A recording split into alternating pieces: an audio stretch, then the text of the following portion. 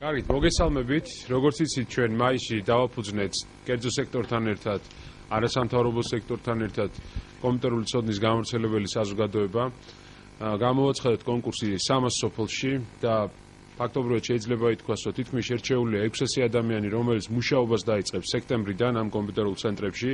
ან დასაქმდება ეს ხალხი, მაგრამ რაც მთავარია, ეს პროექტი მიზნად ისახავს, რომ სრულად ახალი განვითარება შეიტანოს ყველა სოფელში, რაც ხელს შეუწყობს სოფელში მაცხოვრებელი მოსახლეობის შემოსავლის ზრდას და ძალიან ბევრი მცირე საშუალო ტიპის ბიზნესის წამოწყებას და რა თქმა უნდა სოფლის მოსახლეობის დასაქმებას სხვადასხვა მიმართულებით. შესაბამისად ვფიქრობ, რომ ძალიან მნიშვნელოვანია ამ პროექტს ყავდეს ძალიან კარგი ხელმძღვანელი, ასე ვთქვათ, და დღევანდელ დღეს გვინდა წარმოგიდგინოთ გიორგი ბაქრაძე, რომელიც არის აღმასრულებელი დირექტორი, რომელიც იქნება აღმასრულებელი დირექტორი კომპიუტერული ცოდნის გამავრცელებელი საზოგადოების.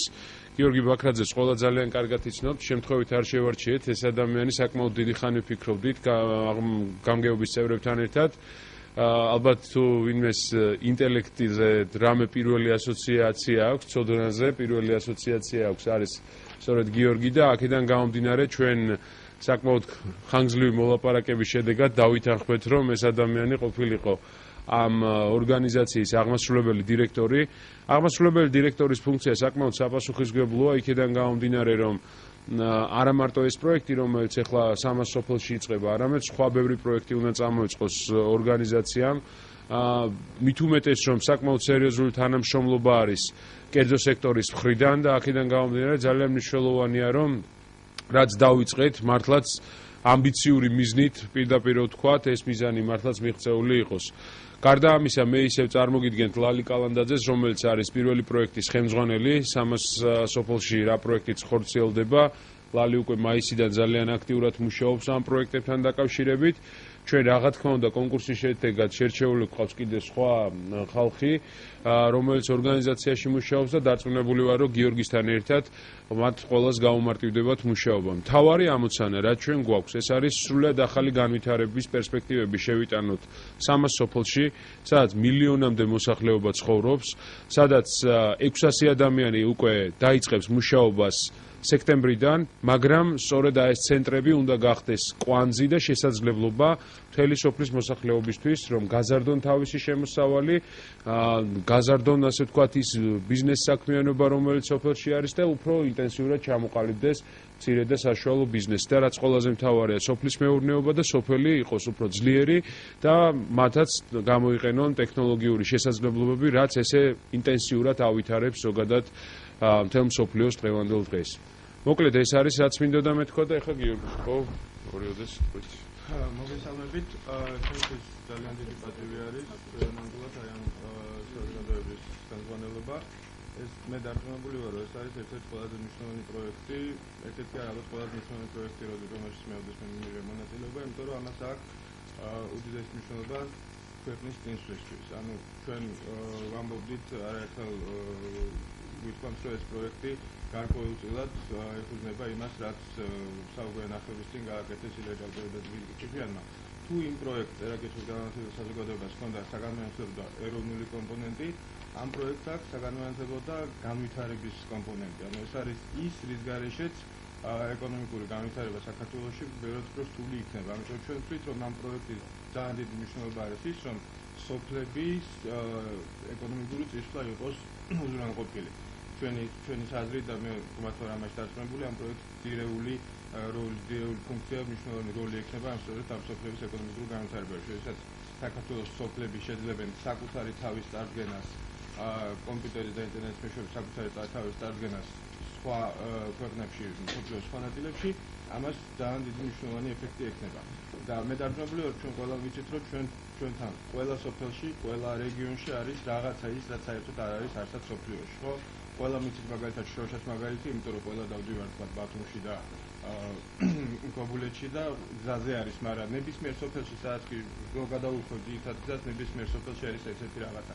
არის რაღაცა პროდუქცია, არის რაღაცა, რაც ისინი აწარმოებენ სხვაზე უკეთ და არის რაღაცა, რაც სხვაგან არ არის. ეს ჩვენ უნდა გავაცნოთ სოფლიოში და ამ პროექტის ერთ-ერთი მნიშვნელოვანი ფუნქცია იქნება სწორედ ეს. სოფლის მაცხოვრებლები ისწავლიან კომპიუტერის და ინტერნეტის გამოყენებას თავისი ეკონომიკური მიზნებისთვის, იმისათვის რომ თავისი პროდუქცია გაყიდონ, პროდუქცია წარადგინონ და შესაბამისად ამას ნამდვილად მნიშვნელობა ექნება განვითარებისთვის. კიდევ გამოვიდები, ჩვენთვის ძალიან დიდი პატივია და მე დიდი იმედი მაქვს, რომ ეს ყველაფერი კარგად იქნება და ყველაფერი ძალიან კარგად წავა. დიდი მადლობა. ჩვენ მე მგონი ლალი ორიოდე სიტყვით პატარა ანგარის გვეტყვის მაისის შემდეგ რა სამუშაოებია ჩატარებული და ამის შემდეგ უკვე კითხვა-პასუხზე გადავიდეთ. კი ბატონო, მოგესალმებით ყველას. მაისის შემდეგ ჩვენ შევარჩიეთ უკვე ის კანდიდატები, რომლებიც სექტემბრიდან უკვე 600 ადამიანი, რომელიც სექტემბრიდან სამოსოფლოში დასაქმდება და ვქმნით ერთგვარ ქსელს, ანუ ეს ადამიანები იქნებიან დამაკავშირებელი დანარჩენი სოფლის მოსახლეობის მთლიანად საქართველოსთან და მთელ მსოფლიოსთან. ანუ ამ ადამიანებმა გაიარეს გარკვეული გადამზადებას იწყებენ 16 ივლისიდან უკვე ორშაბათიდან მათ ექნებათ ტრენინგები. ამ ტრენინგებზე ძალიან მნიშვნელოვანია, რომ 100 ადამიანი ერთი კვირის განმავლობაში 100 ადამიანი სხვადასხვა რეგიონიდან, სხვადასხვა სოფლიდან, სხვადასხვა კუთხიდან ერთად იცხოვრებს. ეს 100 ადამიანი ერთმანეთს გაუზიარებს გამოცდილებას. მათ ჩვენ ტრენინგებზე აქცენტებს ვაკეთებ. ძირითადად ყველა კანდიდატს დაევალება პატარა მინი პროექტის დაწერა, მინი პროექტი თავისი სოფლის შესახებ, იმიტომ რომ რეალურად ეს ადამიანები ყველაზე კარგად იცნობენ სოფელში სიტუაციას და ზუსტად იციან თუ რა მოთხოვნებია დღეს სოფლის მოსახლეობისთვის. ანუ შემდეგ უკვე მოხდება ამ პროექტების შეფასება და სექტემბრიდან სოფლის მოსახლეობისთვის მიწოდებული იქნება სწორედ ის მომსახურება, რომელიც რეალურად იქ მოთხოვნადია და ძალიან მნიშვნელოვანია მართლა ჩვენ გეგმავთ გარკვეულ სტაჟირების პროგრამას, ანუ სექტემბრიდან სოფლის მოსახლეობა ის ადამიანები, რომელსაც საშუალო განათლება აქვს, ჩაეწერებიან სტაჟირების გრაფიკში და სხვადასხვა უწყებაში დაიწყებენ სტაჟირებას მთელი წლის განმავლობაში და მართლა ეს კიდევ ერთხელ მეტყველებს იმაზე, რომ სინამდვილეში ანუ მათი განათლება და განვითარება თითოეული სოფლის მოსახლის არის ძალიან მნიშვნელოვანი ჩვენთვის და სტაჟირება და მათი კვალიფიკაცია რა თქმა უნდა საბოლოო დასაქმება შეუწყობს ხელს. დიდი მადლობა.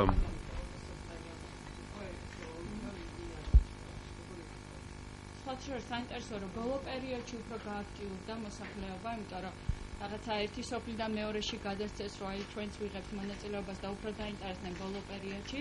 ძალიან აქტიური იყო გურია, რაც ალბათ გურულების ხასიათიდან გამომდინარე, სადაც თავიდანვე უნდა გწოდნოდა და შიდა ქართლი ასევე 1500-ზე მეტმა ადამიანმა გაიარა ტესტირება და გასაუბრება და 1500 ადამიანიდან უკვე შეირჩა ის 500 ადამიანი, რომელიც გააგრძელებს სექტემბერში დაიწყებს მუშაობას. სიმართლე გითხრათ, თავიდან ნერვიულობდით, იმიტომ რომ ტემპი პირველი კვირა საკმაოდ ინტენსიური იყო, შემდგომი ორი კვირა საკმაოდ შენელდა, ასე ვთქვათ, განცხადებების შემოსვლა, მაგრამ ბოლო მომენტმა გვიჩვენა, რომ 1500-მდე ადამიანი მას შემოიტანა განაცხადი, ანუ ინტერესი ძალიან დიდია, სხვა შორის როგორც იცით ჩვენ ამ სოფლებში ყველა სოფელი მოვიარეთ სხვადასხვა ადამიანებთან ერთად, საზოგადო მოღვაწეებთან ერთად, ცნობილ ადამიანებთან ერთად, როგორც სახელმწიფო, ასევე კერძო სექტორის წარმომადგენლებთან ერთად, ჩავედით ყველა სოფელში და ადგილზე გავოცანით მოსახლეობას ამ ასე ვთქვათ პროექტის პერსპექტივა. ძალიან ბევრი საინტერესო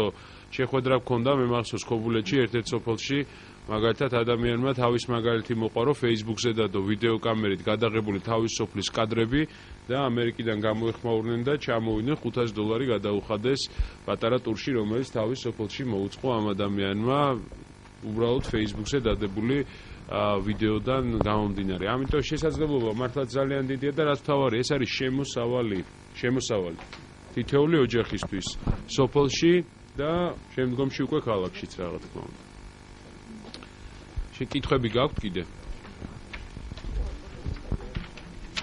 ესე ამომწურავთ ისაუბრეთ, კითხები არ გაქვთ? გინდა კიდე. ატო. აგეყოფა?